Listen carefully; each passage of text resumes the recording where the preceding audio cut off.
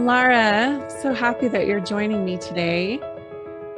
Feels like Thank you for having it feels like a me. divine encounter through our mutual friend Jennifer Selig, who has this wonderful publishing company, who was a mentor of mine at Pacifica and helping me get into the right frame of mind and space to get my story out. So Dr. Jennifer Selig, she's amazing. Oh yeah, no, oh my goodness. She came to me at the right time. And I have a bit of a story of how I really felt like she was the one. And she, yeah, she defines femininity for me, like like a strong feminine Mm-hmm. energy. And just wanting to get meaningful stories out into the world. And I'm so grateful to be with her. Yeah, Yeah. so she has such a powerful mission and presence, and I love it when she sends me people that she has worked with, and you being, of course, one of them. But I want to start, Mellara, with your story because it's so compelling. And I'm holding your book right here, A Life Worth Living, a journey of self-discovery through mindfulness, yoga, and living in awareness. How you came into that is really fascinating. But let's start. I mean, you were raised on Australia's Gold Coast. And I told you earlier, that is one of my absolute favorite places on the planet. I have dear friends in Australia, but I took my son, Noah, who was then 16 and is now 25, with me on one of my trips out there because I have some business stuff I do out there. And I had this experience that I've never really had before with land. Like I remember the sun was, it was just that time of the day where the sun was starting to go down. And of course, if any of you have ever been to the Gold Coast, it's absolutely stunning. The coastline is absolutely breathtaking. And I can't imagine being raised there. But anyway, so Noah and I we weren't talking. We were just looking out at the ocean. I was holding a green smoothie. I do remember that. And I just got this, all I can say with this infusion from the land. It just felt like liquid gold was literally pouring through me. And I turned to my son and I said, "Are you feeling that?" And he's like, "What?" That because he was a teenager and he thought I was weird, Yeah. but I'm like vibing. I literally told him, I'm like vibing.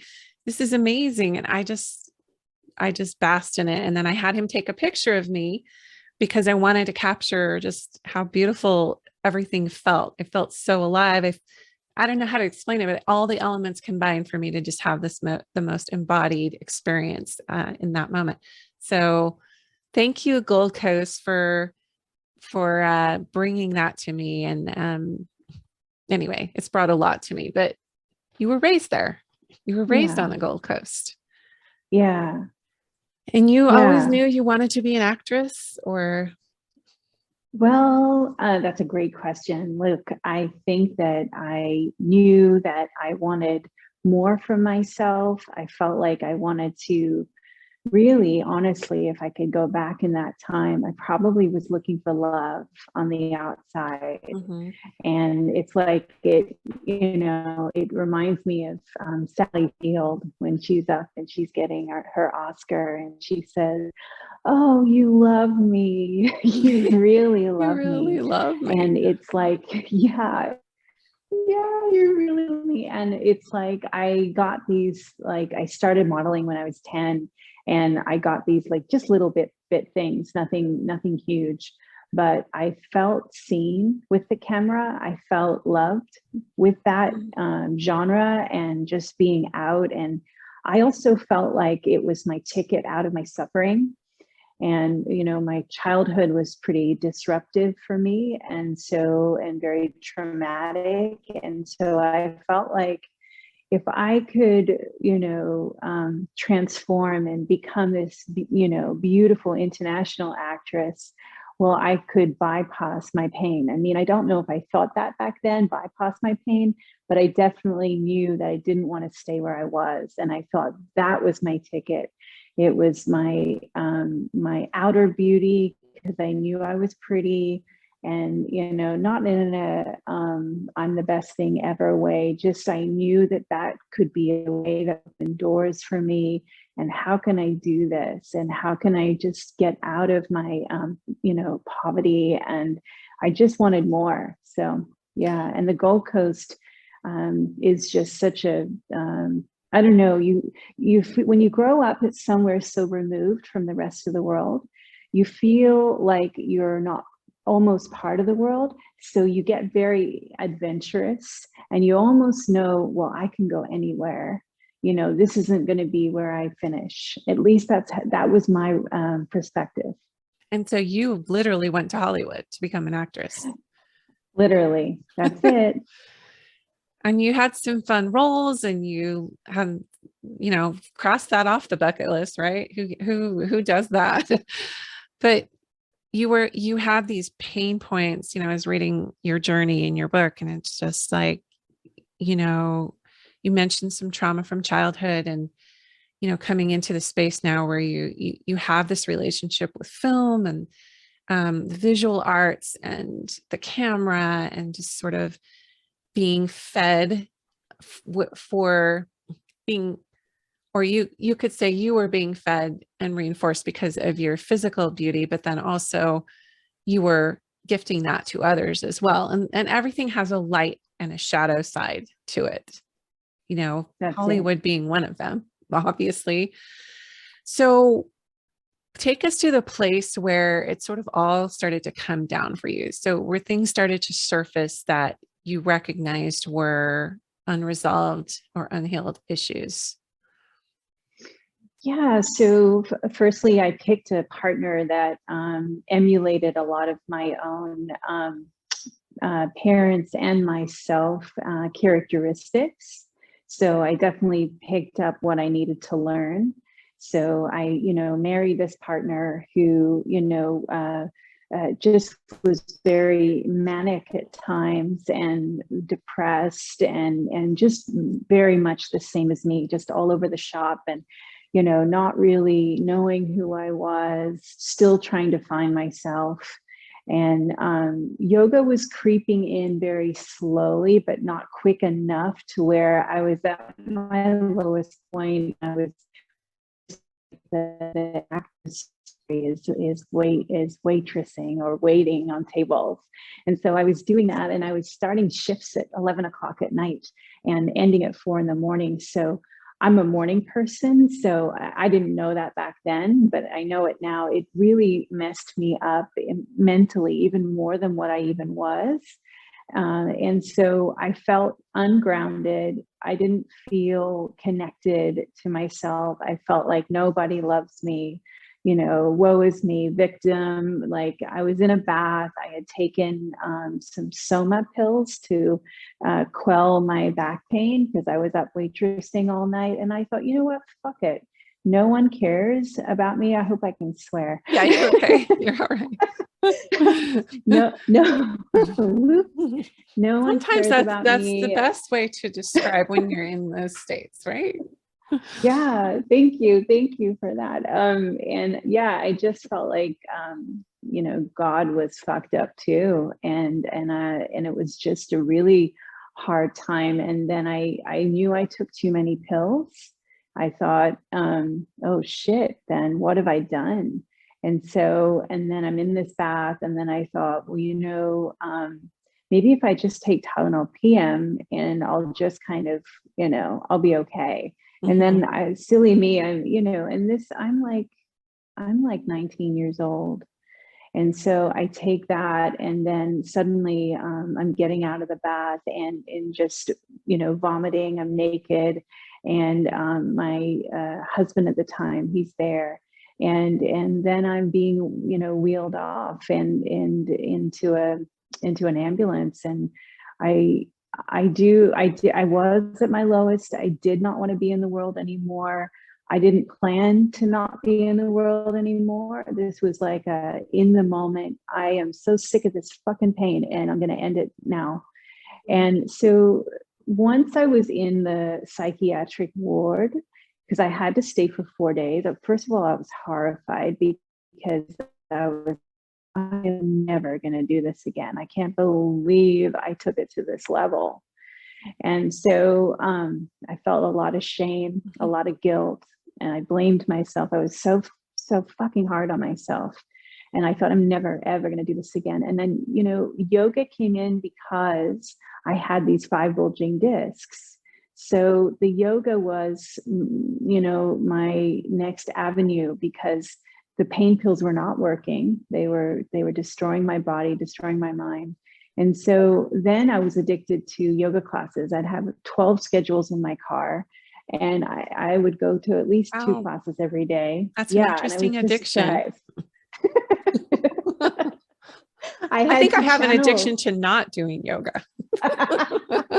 But you were trying to fill this place in you, and you were drawn into it. Maybe, I'm guessing, because you picked up that there was a spiritual path with it that was going to be integral to your healing.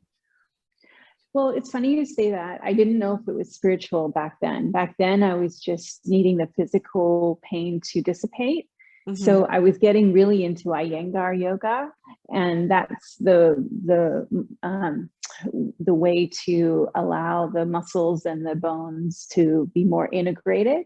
And so I would just take pranayama classes, breathing, and I realized after time that it was calming me, and I was being more connected to my true self, my truest nature. I could see that then. And then I was like, geez, this is something. And doors kept opening for yoga. Like I didn't ask to be a teacher, and I didn't ask for yoga to come to me, but it did show up. And so then, you know, at 20 years old, I went into teachers training like right away. So like 1999, I'm in my 47th year now. So yeah, I started teachers training very young, and just fell in love. And then acting just started to take a back seat, because I wasn't wanting to reject myself anymore. I was getting a lot of rejection with the acting, and it was kind of like God's way of putting up boundaries into an area that wasn't really for me. Yeah, I think that's what it was. It's closing doors to that so he could open another. He could open another. Yeah. Well, so your marriage started to crumble, and you got out, and kind of walk us through the moment where you crossed over from maybe an emphasis on your physicality into your spirituality. So I feel like that was dormant for a while, to tell you the truth. I feel like that remained quite dormant until, you know, maybe not. No, I needed to know the masculine. So I went back to Australia after my second marriage. So I married again, and then I was about 25 when I married again. And then I moved back to Australia for only 10 months. And then the spiritual side, astrology, and all of that stuff started to come into me.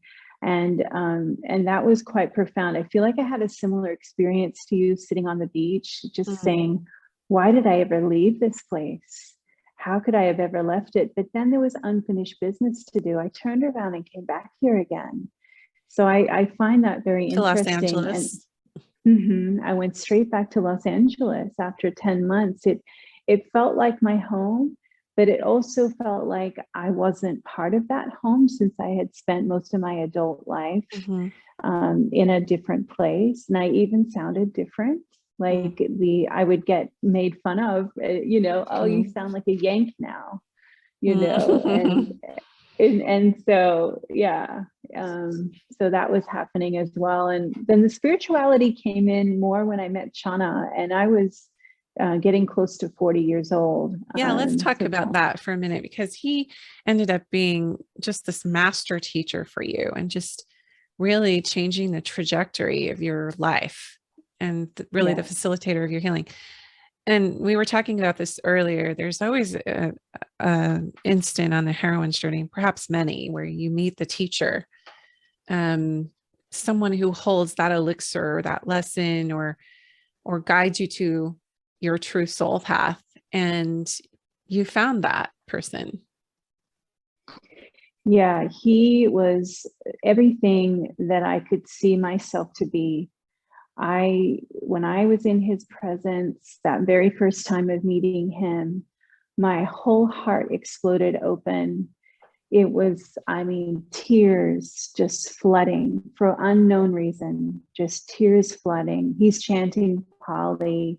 He's putting mala beads. It sounds very dramatic, but it really was. To me, it was, and then he says, do you know what you're supposed to do? And he's in this like trance state. Do you know what you're supposed to do here? And I'm like, oh my God, is he thinking Melbourne, Australia?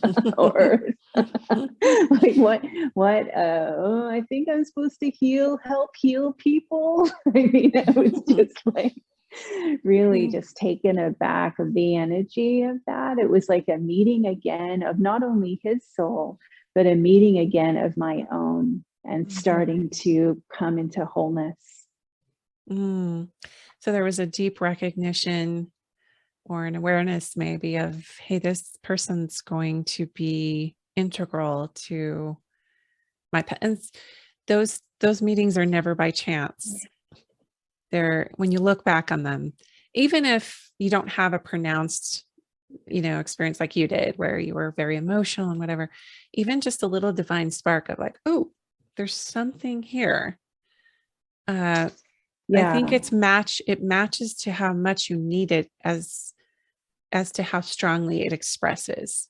So yours was a really marked, definitive, like line in the sand. Oh gosh. And all the emotion came out, probably because you were so ready and so open to his presence and how you were experiencing him. Yeah, sorry to interrupt you. I just love that I love that you said that, because I also think it was my soul's call. I'll take you back. So October of 2014, I'm sitting in a bathtub, and it's all the bad or good things happen in the bathtub. I'm sitting in the bathtub. My girlfriend, who's American, who spent 5 years in Australia, sent me this YouTube link, and she said, this is my teacher. I would love for you to meet him one day. And the community, the intentional community. I watched this 2-minute YouTube video. I was so drawn to being there and to wanting to be there. And I kid you not, we moved there by February when my American husband got the job. I mean, because you got remarried. You got remarried and ended up having what, 2 kids? We have 2 kids, Leela and Charlie, and one's a teenager, one's preteen, and life is, it's a life worth living. Yeah, just like your book says. So when you began to consciously engage with this community, and I just want to say here, I am really sensitive to gurus now, because I recognize that sometimes, even in the best circumstances and with the most enlightened people, there can be this tendency for certain groups to become sort of insular and maybe cult-like, or the leader can go out of alignment very quickly. It doesn't matter how spiritual they are. There's always that, how did you come to a place of trust with that? And how did you know that this teacher wasn't, because there is this, again, point on the heroine's journey. And I want to make this clear that, and the guru is maybe not the right word, but it's almost like a mentor comes forward, or someone that you're meant to sort of attach to for a season. And so how did you know that forming this attachment to him was healthy? Oh, you just asked the best question. So I didn't know. All I knew was love. This was just like, I fell to his feet. Like, because he had myself. because he embodied love, right? Yeah. He embodied the unconditional love of parents that I never had, that I never thought I had. So when he came into my life, it was the most incredible, loving presence where I felt seen, where I could see my own light through his. And I did feel very codependent. I felt very, I got to know all of these different things about me, and, you know, good or not so great. And I, because wholeness isn't about just seeing the light. Wholeness for me is about seeing these places where I get caught up. And so through my relationship with him, I was very caught up. And it wasn't obviously just with him, it would have been many other, and it was other relationships, but I could see it through with being with him. But I didn't see it until at least a couple of years into it. The first couple of years was just bliss. And it was just me being devoted, and we'd go to Bali and we would do all these wonderful retreats together. And it felt like for me that I was picking up on a lifetime that I had done before. Interesting. Yeah. Yeah. So how did you move into your work then, your purpose? Yeah. So purpose, to me is, you know, it's a huge question. It's like loaded. Purpose, yeah, it's so loaded. We have lots like, of purposes. Yeah, lots of other, you know, different roles. But I feel like after this experience, my purpose is to live fully in each moment. I mean, really, that's where it is for me. And but you know, I feel like there was just a time where I could see that I was needing to, I didn't know where my teacher started and I finished. I felt like we had become one unit. And I was starting to realize through the writing of the book and through the process of writing the book, it was very hard to write. It was the codependency and the fact that it just wasn't quite healthy for me. And I feel like I just got to know more of who I am, and I'm still in contact with Chana. I love him with all my being, but now I'm my sovereign being, and he's whatever he is, you know. So Yeah. it He was helped you lay that foundation, and once you received the training, the gift, whatever, the elixir, then you graduated. Yeah, it was my coming of age at 40 again. Well, you know, it's never too late. I want to read this one part in your book where you talked about him, and you were talking about the process of meditation and the quiet sitting and whatnot. You kind of moved into this whole energy of awareness. You said one time at the cafe after class, Chana, is it Chana?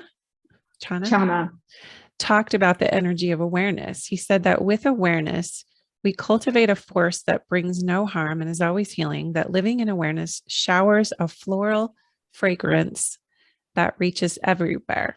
Awareness keeps our dignity intact and allows us to experience true freedom. So I really like that metaphor of the floral fragrance. That's a tongue twister. Floral fragrance that goes out. It's not something, it's a force, but it's beautiful, and it's got an essence that is felt or sensed, that we don't have to have so much work put into being in our essence. So when I asked you what your purpose is, I think he taught you that is the highest purpose, right? Is to have this energy of awareness and love and bringing that sweetness and beauty to wherever we are. Absolutely. He definitely helped me to see that, because I feel like that's the number one thing that he teaches, that, you know, unconditional love. And the blue sky of awareness, that's us. That's just our blueprint. That's where we've come from. That's where we're going to go. And these lessons are clouds, or these life situations are clouds in the sky, but they're not who we are. And yeah, so I got to really learn that, and still I need to practice it. It's not a done deal. No. It's like an everyday, yeah, like even before chatting with you, I'm praying and I'm opening up my heart. And yeah, it's even especially, yeah. Yeah. Well, I love sort of how you culminate your life experiences at the end and sort of encapsulate, the things you took from Chana as you moved forward. Um, Going back to, when the student is ready, the teacher will come. It's just a very universal law. Once the teacher has taught the things, and I think that sometimes we get stuck in either a religious system or you could say a spiritual community, even a yoga path with a community.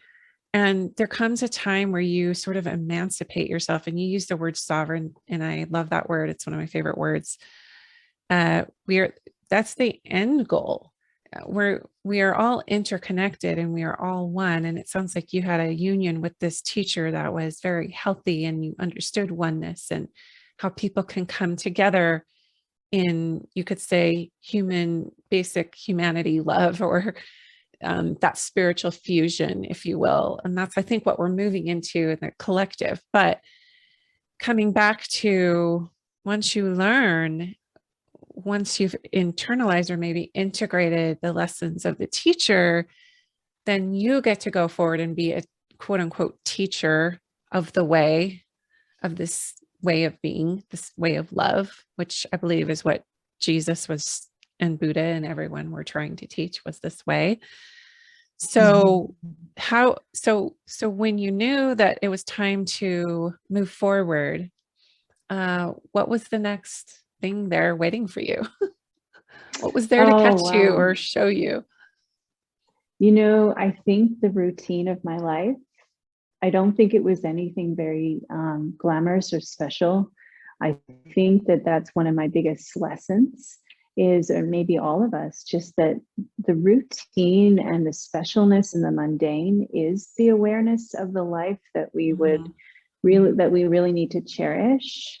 The folding of the laundry, the baking of the food for the children to eat, the kissing on the forehead of the husband when he goes off to work, or just these gentle moments that may never come again, and if they do, we're fortunate.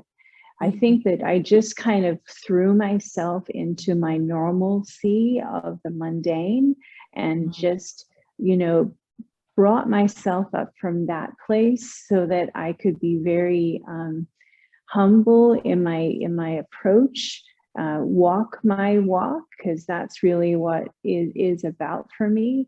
I can only teach what I know and what I experience in my day to day, not what I've done before. And so, but that comes with us, of course, what we come before.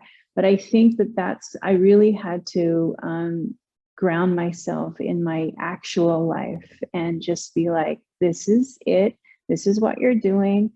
And mother myself, be my own mother, my own best mother, cook for myself, like everything Chana taught, like he would make these elaborate Sri Lankan dishes. Well, I went ahead and started to do that, probably not as elaborate as him, but just in my own way. And I brought that essence into my own family. And to this day, when I feel like I need to raise my vibration, I'll cook those lentils. And it will always bring me back to a place of feeling like I'm connected to myself. Yeah. And yeah. I want to I love everything you're saying because I relate to it. I mean, the power of doing nothing and, feeling the void, feeling like you're in the void of still point creation where there's, infinite possibility. And like you talked about, the normalcy of life, that is the spiritual practice. Life is a spiritual practice. Life is a big yoga mat. And I like to envision in my mind, this is what's helped me as I'm moving into some new territory myself. When I have the awareness, like you said, that energy of awareness that we read earlier in your book, it's almost like somebody's got a Tibetan bowl and they ding it. Like, here we go. Here comes the meditation, but it's a breathing, walking, awake and aware meditation.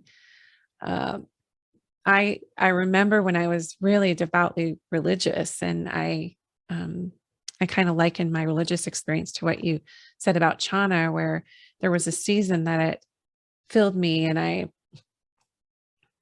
felt this devotion to my leaders. And then it was just like, you know what? I'm ready to move forward and do this my way. I'm ready to take this into my life and as a foundation, and I'm grateful for it. But now it's time to be a sovereign. Now it's time to be the essence of actual me instead of what the system would have me be. So in saying that, I stopped trying so hard. I stopped trying to hit all these qualification markers that would have given me a lot of cultural acceptance in my religious community. And I decided that the best way that I could live my life is in devotion to the I am inside of myself and to the way of love. And sometimes that way, unfortunately, bucks up against traditional systems like religions and, all of the stuff we're talking about with patriarchy, and it comes up with every single interview. It's just there. This is the time of the awakening. This is the time of the feminine rising. So for you, when you recognize that your life was a prayer, your life was a meditation, your life was a yoga practice, if you will, or being in community without physically being in community, you're at one with just your everyday life. You're at one with everything. So I'm going to read this part, and then I want us to round out your story with this piece, because I really love how you put this together at the end of your book. Spoiler alert! I won't give definitive things, but just this piece is so pretty.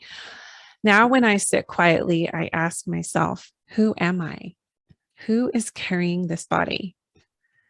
The answer is not my identity, gender, or thoughts, but what I'm feeling and sensing inside. Sometimes I meditate on acceptance. I longed for my mom's acceptance, but she could never offer it, or she was too wounded herself.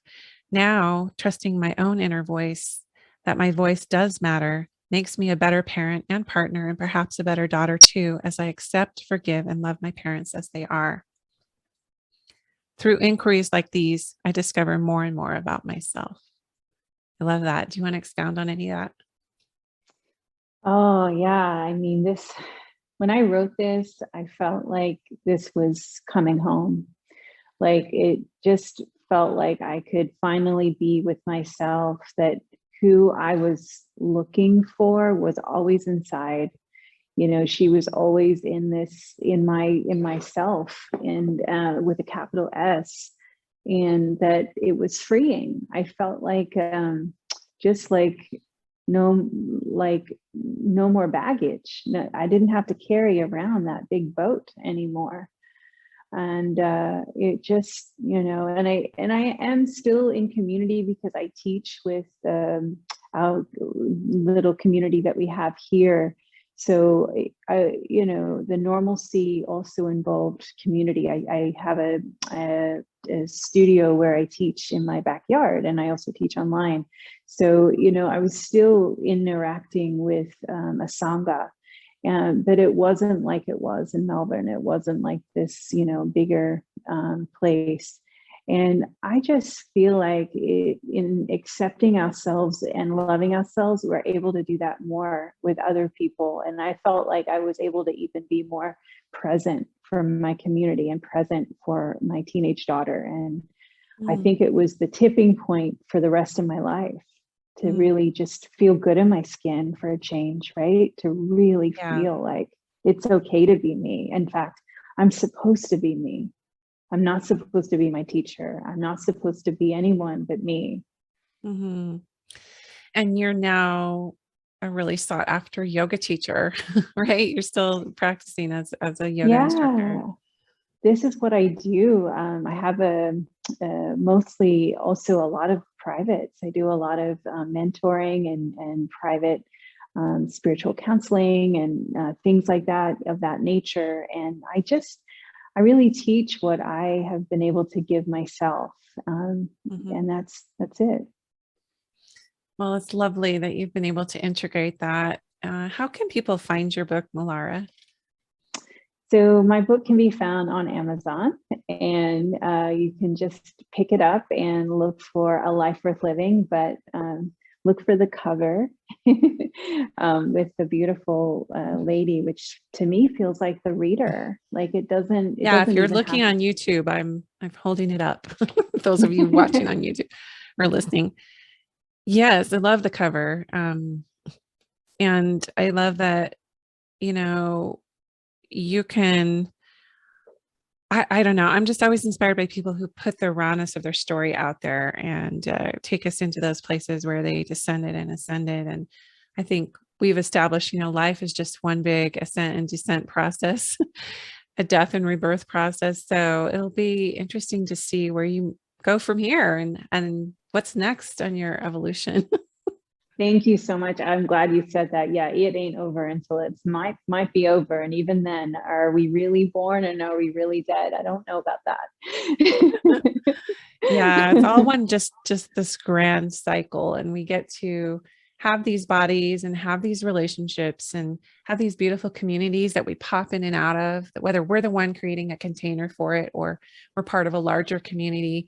We all need each other and we're all walking each other home. And yeah, I just think that your story really encapsulates that. So thank you so much Mm. for joining me today. Thank you for your generosity of spirit and just, chatting about my book and to all your folks. And I'm just grateful to be here. And I forgot to mention that Mellara.com is where you can find me. So Mellara.com. And I will definitely put that in the show notes. Thank you so much, Mellara. It's been a joy to talk to you. Thank you so much. I hope you have a beautiful day.